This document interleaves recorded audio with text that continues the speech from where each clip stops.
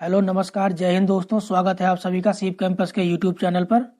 दोस्तों आज की वीडियो में हम स्टेट पीसीएस की पोस्ट के बारे में बात करेंगे।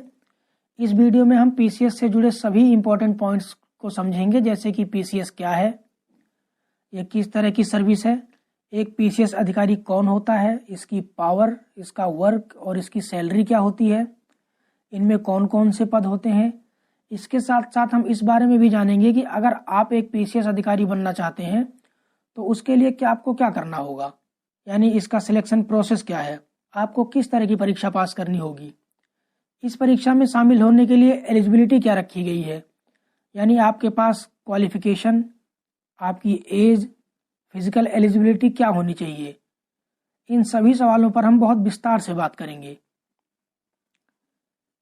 लेकिन वीडियो स्टार्ट करने से पहले एक रिक्वेस्ट करना चाहूँगा कि अगर आपने अभी तक हमारे चैनल को सब्सक्राइब नहीं किया है तो सब्सक्राइब कर लीजिए, ताकि जब भी इस तरह की कोई नई वीडियो अपलोड की जाए आपको उसकी नोटिफिकेशन तुरंत मिल जाए।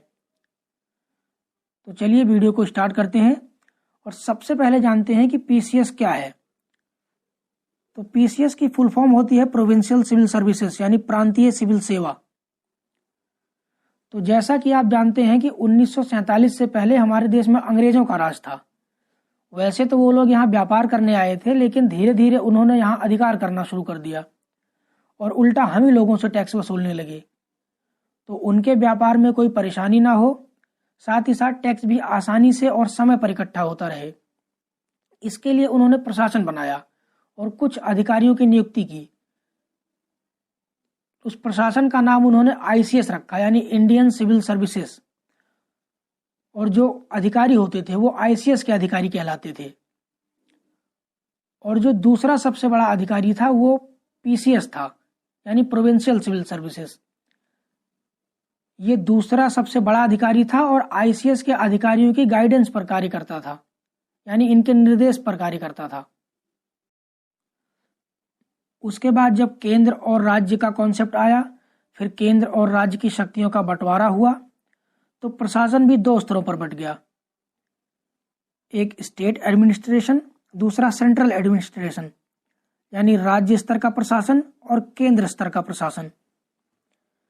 तो जो केंद्र स्तर का प्रशासन है उसमें बहुत सारे पद थे, जैसे आईएएस, आईपीएस, आईएफएस, आईआरएस, इस तरह के बहुत सारे पद।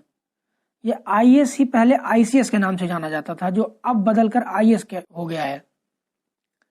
इनका जो सिलेक्शन है वो यूपीएससी के द्वारा किया जाता है और इनकी नियुक्ति देश में कहीं भी हो सकती है। जबकि जो राज्य स्तर के प्रशासन है उनका सबसे बड़ा अधिकारी पीसीएस का अधिकारी कहलाता है। इनकी नियुक्ति राज्य सरकार की जिम्मेदारी है। पीसीएस के अधिकारियों की नियुक्ति स्टेट पीएससी यानी राज्य लोक सेवा आयोग के द्वारा की जाती है। पीसीएस में भी बहुत सारे विभाग हैं, लगभग 30 के आसपास, और इन सभी विभागों के अपने अपने अधिकारी होते हैं, या यूं कहिए कि पीसीएस यानी प्रोविंशियल सिविल सर्विसेज में अलग अलग बहुत सारे पद हैं।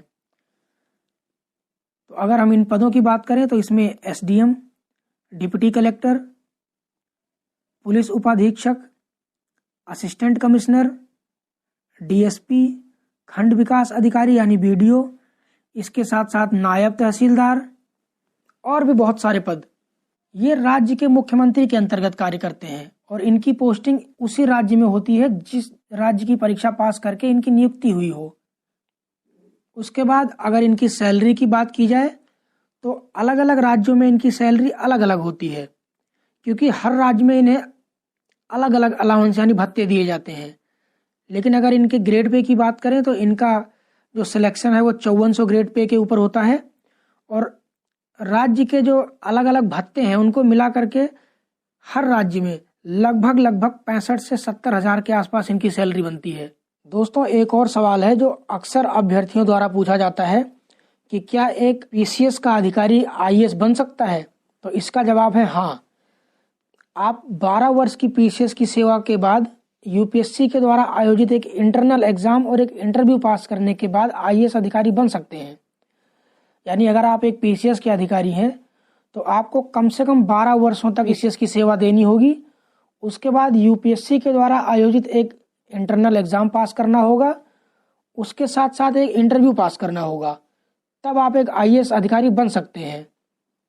उसके बाद अगर इनकी एलिजिबिलिटी क्राइटेरिया की बात करें, यानी अगर आपको पीसीएस की परीक्षा पास करनी है तो आपको किन किन शर्तों को पूरा करना होगा, तो इसमें सबसे पहले बात आती है आपके क्वालिफिकेशन की। तो पीसीएस की परीक्षा में आवेदन करने के लिए आपके पास कम से कम एक ग्रेजुएशन यानी स्नातक की डिग्री होनी चाहिए। यानी आप भारत के किसी भी मान्यता प्राप्त यूनिवर्सिटी से कम ग्रेजुएट होने चाहिए। फिर आप चाहे किसी भी ट्रेड से ग्रेजुएट हो, बीए, बीएससी, बीकॉम, बीटेक या कोई भी डिग्री आपके पास होनी चाहिए। और इसमें परसेंटेज की कोई रिस्ट्रिक्शन नहीं है, यानी अगर आप मिनिमम 33% के साथ भी पास हुए हैं तो भी आप पूरी तरह से योग्य हैं इस परीक्षा में शामिल होने के लिए। हाँ, कुछ विशेष पद हैं जैसे सांख्यिकी अधिकारी, बेसिक शिक्षा अधिकारी, कृषि विभाग के अधिकारी, इस तरीके से कुछ पद और हैं। अगर आप इन पदों पर नियुक्त होना चाहते हैं तो इसके लिए आपके पास विभागानुसार कुछ विशेष शिक्षा होनी चाहिए। जैसे सांख्यिकी अधिकारी के लिए आपके पास स्टैटिस्टिक्स से ग्रेजुएशन की डिग्री होनी चाहिए, बेसिक शिक्षा के लिए आपके पास बीएड की डिग्री होनी चाहिए, और कृषि विभाग में अगर आप नियुक्त होना चाहते हैं तो आपके पास बीएससी एग्रीकल्चर की डिग्री होनी चाहिए।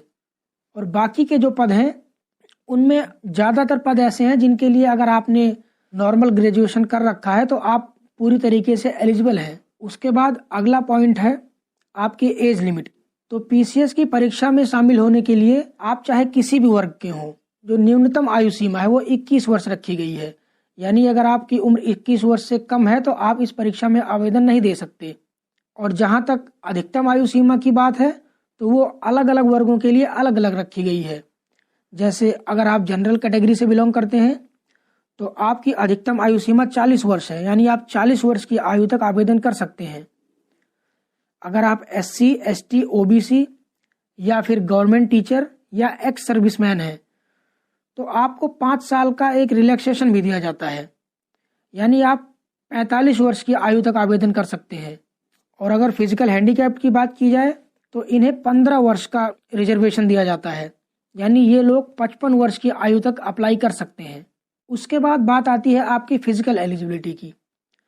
तो वैसे तो पीसीएस की परीक्षा में शामिल होने के लिए आपको किसी भी तरह की कोई खास फिजिकल एलिजिबिलिटी नहीं मांगी जाती, लेकिन कुछ विशेष पद हैं जो कि पुलिस डिपार्टमेंट के पद हैं, जैसे पुलिस उपाधीक्षक, कारागार अधीक्षक, असिस्टेंट कमिश्नर, डीएसपी। इन पदों के लिए आपसे थोड़ी बहुत फिजिकल एलिजिबिलिटी की मांग की जाती है, जैसे आपकी हाइट, आपकी चेस्ट और आपकी आई साइट। तो अगर हाइट की बात करें तो हाइट में आप चाहे किसी भी कैटेगरी के हों, एससी, एसटी, ओबीसी या जनरल। अगर आप एक मेल कैंडिडेट हैं तो आपकी हाइट कम से कम 167 सेंटीमीटर होनी चाहिए, और अगर आप एक फीमेल कैंडिडेट हैं तो आपकी हाइट कम से कम 155 सेंटीमीटर होनी चाहिए। उसके बाद अगर आपके चेस्ट पार्ट की बात करें तो अगर आप एक मेल हैं तो आपकी नॉर्मल चेस्ट का साइज 84 सेंटीमीटर होना चाहिए, और इसमें 5 सेंटीमीटर का एक्सपेंशन होना चाहिए, यानी एक्सपेंड करने के बाद आपकी 89 होनी चाहिए।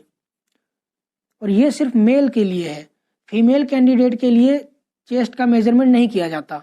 और ये सभी तरह की जो एलिजिबिलिटी है ये सभी राज्यों के लिए एक समान रखी गई है, यानी आप किसी भी स्टेट का पीसीएस देना चाहें तो उसके लिए आपकी एलिजिबिलिटी एक समान ही रखी गई है। अगर नंबर ऑफ अटेम्प्ट की बात करें, यानी आप कितनी बार इस परीक्षा में शामिल हो सकते हैं, तो इसके लिए किसी तरह की कोई रिस्ट्रिक्शन नहीं है। आप जितनी बार चाहें स्टेट पीसीएस की परीक्षा में शामिल हो सकते हैं। उसके बाद अगर आपके सिलेक्शन प्रोसेस की बात करें तो सिलेक्शन प्रोसेस में आपको सबसे पहले एक प्रीलिम्स का एग्ज़ाम देना होगा।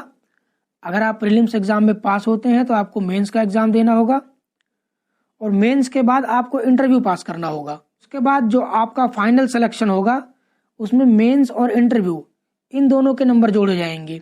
प्रीलिम्स के नंबर का इसमें कोई योगदान नहीं है, यानी प्रीलिम्स का एग्ज़ाम आपको सिर्फ इसलिए देना होगा ताकि आप मेंस में पहुंच सके। फाइनल सिलेक्शन में आप सिर्फ मेंस और इंटरव्यू के नंबर ही काउंट किए जाएंगे। तो ये आपका सिलेक्शन प्रोसेस था। दोस्तों, इस वीडियो में हमने बहुत सारे पॉइंट्स पर बात की है, जैसे पीसीएस क्या होता है, इसकी जॉब प्रोफाइल, इसकी सैलरी क्या है, इसकी परीक्षा में शामिल होने के लिए आपके पास एलिजिबिलिटी यानी आपकी क्वालिफिकेशन, एज और फिजिकल एलिजिबिलिटी क्या होनी चाहिए, इसके साथ साथ इसका सिलेक्शन प्रोसेस क्या होता है, इन सभी पॉइंट्स पर हमने बहुत ही विस्तार से बात की। वीडियो लंबी ना हो इसके लिए इस वीडियो को यहीं ख़त्म करते हैं। इससे अगली वीडियो जो कि आपको बहुत ही जल्द मिल जाएगी, उसमें हम प्री और मेंस के सिलेबस को बहुत ही विस्तार पूर्वक समझेंगे।